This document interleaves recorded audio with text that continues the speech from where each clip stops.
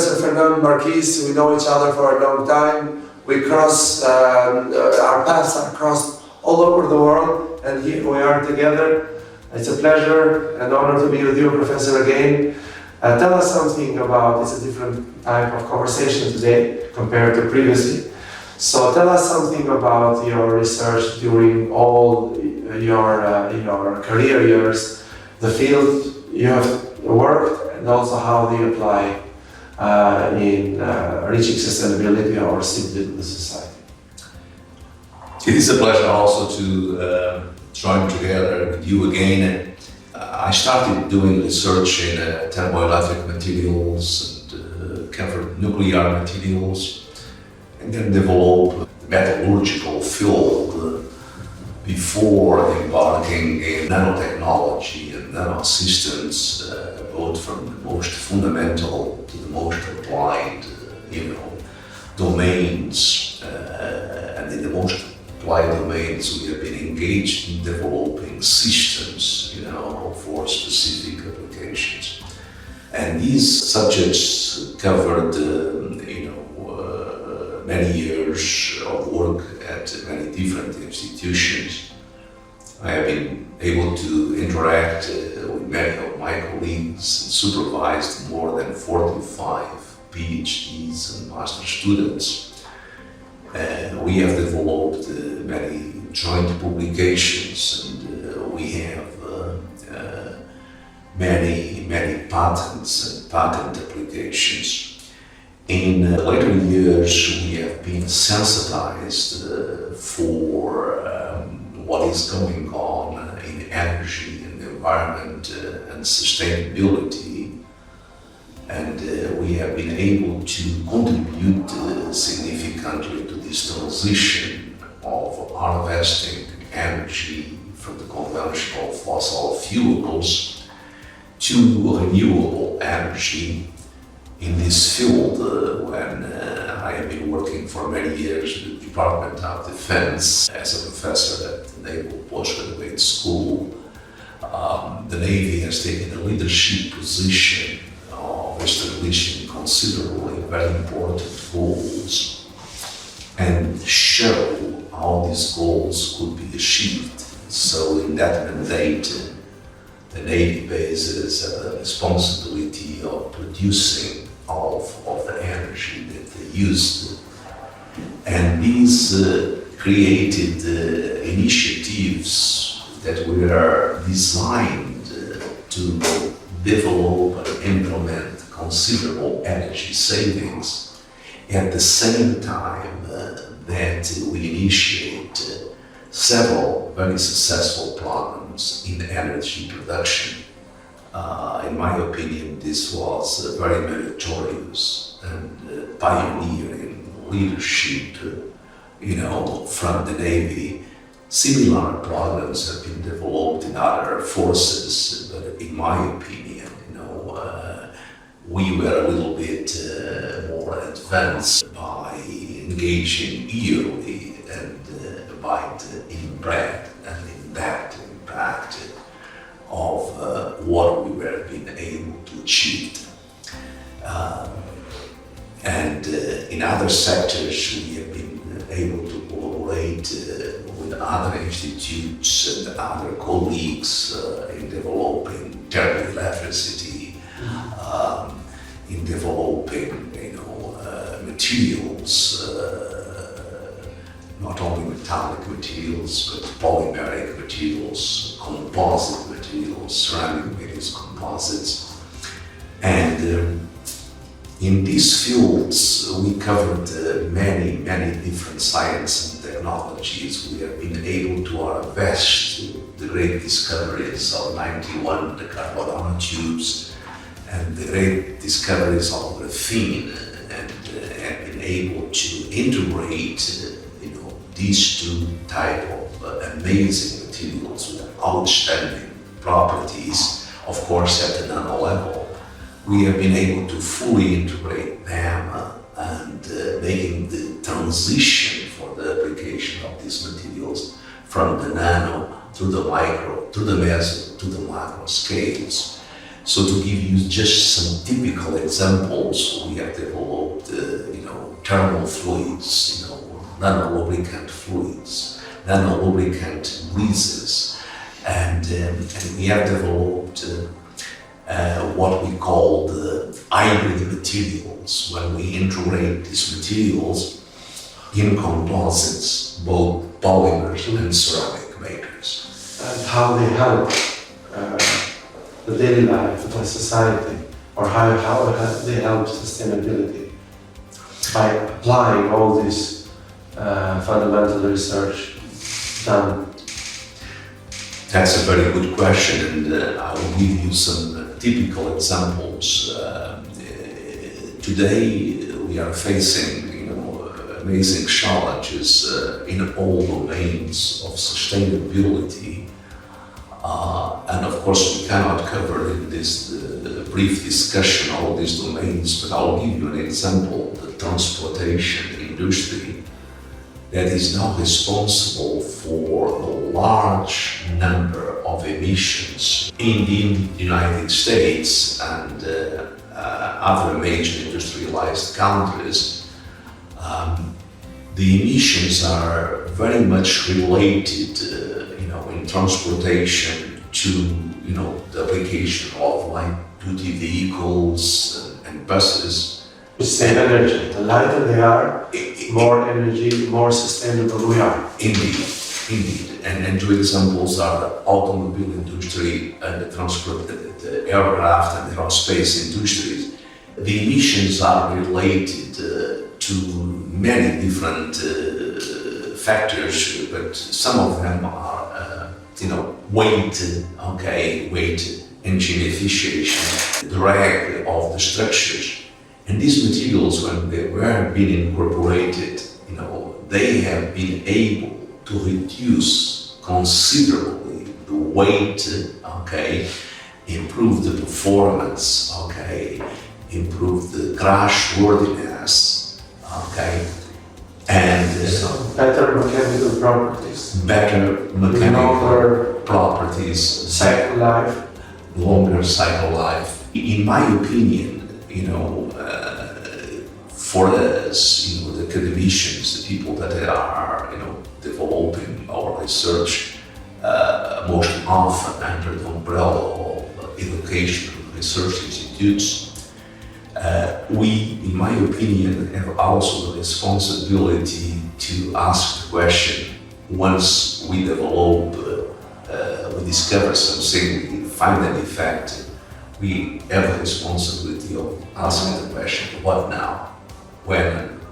Where am I going to apply this new effect or this new discovery? So there are two things that are considerable challenging. First, the discovery, the innovation. And of course, it takes talent and time to do that, but the most important one is making the transition, from the innovation to the applied system, to be able to somehow cross the valley of that. And although we at academia do not have, manufacturing capabilities, we certainly have the capability of demonstrating, doing the feasibility study and demonstrated that our innovation, our discovery can be transitioned to industry, and can have an impact, in the real world. And now, our focus, or a considerable focus, is on sustainability. And I, of course, congratulate you, for, your highlight, of the challenges and potential response to these challenges. Thank you for your evaluation of our goal and mission and our sustainable industrial processes yearly summit we have, where you've been almost since the beginning. All these 30, 40 years, of experience. It's 40 years of experience. Right? 40 years. Yes. 40 years of experience. So, what made you to come into science? If you turn back to the childhood, what happened? How come you chose science as your career? This is a very interesting question. I think, one of the major drivers is the native curiosity that you have to find the nature of things. Other is the environment in which you are growing. And the other is the opportunities that you are giving, once you become a student, at different levels of your career, primary school, grammar school, universities. So, what happened in your case? Well, in your case, With like individual stories. well, in my case, I was very fascinated with many fields. I was fascinated with At what age? Very, very early age. Around 10, 11 years old, I was already reading very large number of books, and some of them were not clear to me if the authors were reporting on a real narrative or they were fantasizing a little bit. so at 12, 13 years old. Yes. You were at high school, at elementary school. At 10 years old, I'm already in, elementary school. You're at the time, if I may ask, you were in Portugal? At this time, I was in Portugal, yes, at this age. But then, as I grew up and I was already starting writing monographies on many different areas. Now, what was the spark that you chose science? Why not law? Why not sociology? Why not another philosophy? I don't. Why not economics? Why not something else? I don't think that in my case there was a specific event that sparked or touched me to go specific into science and technology. It was a gradual transition that was driven by my curiosity of the world and the capability of accessing a very large number of books and reading, very, very intensively, very large diversification of books that, continue increasing my curiosity in that world. And then when I went at the age of 16 to the university, I was so curious that I wanted to go into engineering and to medicine. My first passion was medicine, my parents, agreed with the choice. But however, I had a older brother that was already in engineering, so he persuaded me to go into engineering. So I started learning both engineering and medicine. And then I was given a chair to teach. It was, general chemistry, and I have a very large number of students, about 200 students, that were mainly from the faculty of chemistry, the faculty of pharmacy, and then this increased even further my, engagement in science. Nobody told you what they want. What year was that? This was 67. You were around 17 years old. Right. Okay. There was another event, so the university had a specific prize for the very best students, was engagement in a youth science fortnight. So I participated in this youth science fortnight in London. Okay. And this was an amazing event. It played an important role. They organized it very well. we were tracking Russian satellites, we were engaging in visits in some of the most outstanding laboratories in the United Kingdom, like the research laboratories of Shell and many others.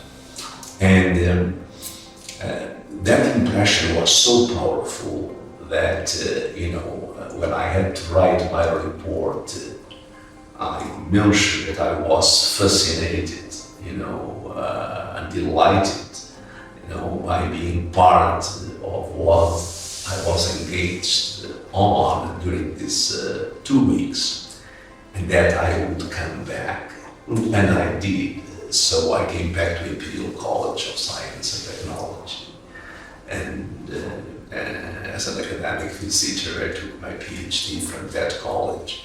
And again, this was the continuation of an engagement in bread and that in science and technology. Nobody told you at the time what you are doing in engineering.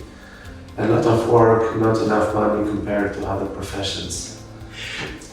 No one mentioned that to me, but to me was the fascination and the reward of participating in discovering and finding something.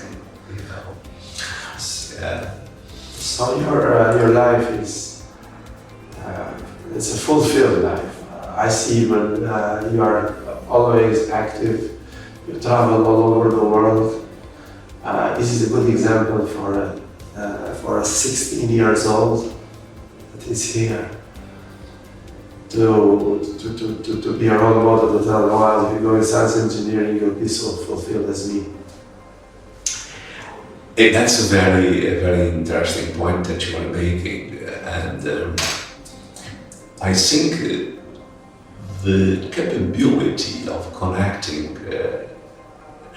First, as we face this challenge that we are talking about, in order to respond to these challenges in short and long term, we should be able to, attract a large number, of young,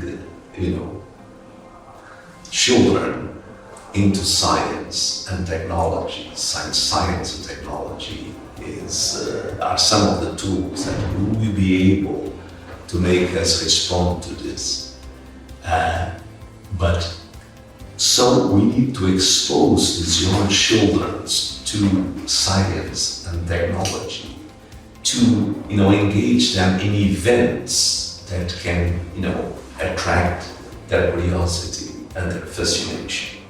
And then, as you just mentioned, I think we need to establish mentor systems when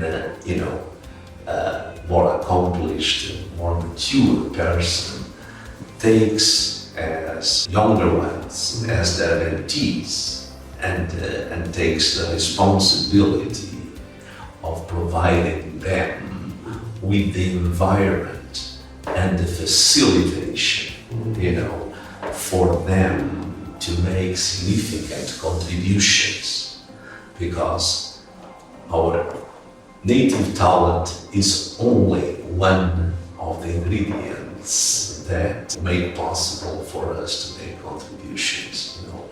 That mentorship, those connections, the opportunities, so to say, in general, the umbrella of the environment, it's most important. You want to add something? Well, the other thing is the culture, because many of us, as we grow up, we develop, we make our contributions, still continue to make our primary focus on increasing number of publications but I think at one stage we need to divert a little bit our attention and our energies on what we can do for others, other than what we can do for ourselves. I truly believe that in long term, we are going to be measured right? What we have done for others, other than what we have done for ourselves. Let's suppose we are able to apply the Einstein theory and go back at 16-year-old when you were at the time. Would you have chosen the same career? Let's imagine yourself again 16 and you have a choice to make. Which field I see my career? I think my answer is yes. However, I still feel that I miss not being more engaged in medicine. Because? Because I think it comes back to what we have just discussed. I think if I engaged in medicine, I would have been able to do for others more than what I think I have done for others at this stage. But, I am very happy, by my choice, in my career. Yes. For this whole career, 40 years, this is the only regret? Is it another regret or something you would have done differently? Well, that's a very interesting question. I think our lives span through several domains. One of the domains is our professional careers. Our other domains are our private lives, and there are other domains that we engaged on. That's my next question. Overall, it's important to have a balanced distribution and harmonic engagement in several of these domains. Sometimes we become very enthusiastic about one of them, and sometimes our capability of engaging, and our passion for that specific domain, like for instance our professional careers, may distract ourselves from our other domains, like our private lives. And I think that balance must be, established. And I think, if you establish a mentor system, this can also be better facilitated. That's always the golden questions, but they are not simply criteria. Yes. To determine where is the golden cut. Yes. Yeah. And but for sure, among scientists, engineers is the worst compared to other professions. And we see it from all people in our profession. They kind of suffer in this direction. That's a very interesting point, and I think And potentially. this makes that less interesting in the eyes of the society, because they spend too much time in the labs, too much time in the whole thing they know is all in the lab or the university. They're all fully occupied with the work and not too much time for family, for children, etc. That's a very interesting and important point. And in my perspective, this is happening because we go into science and we go into technology, because we are very curious, okay? And as we engage, our passion actually increases. And because of this engagement, we get considerable rewards coming in these fields, okay? And that is probably one of the reasons why scientists and engineers, become probably more often distracted.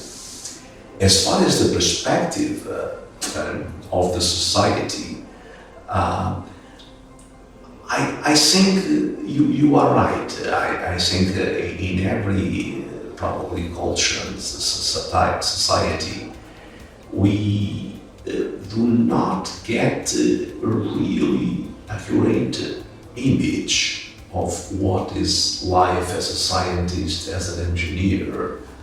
Neither the media, focus enough on science and technology, to to confer to the younger people, okay, what life is in science and technology, and what is the impact of their work in science and technology. Most unfortunately, in most of our societies, and I talk about across different countries. I mean, the media, pays much more attention to other sectors of our lives, and I feel that science and technology is probably ignored or forgotten. That's not good. That's what we are trying to change.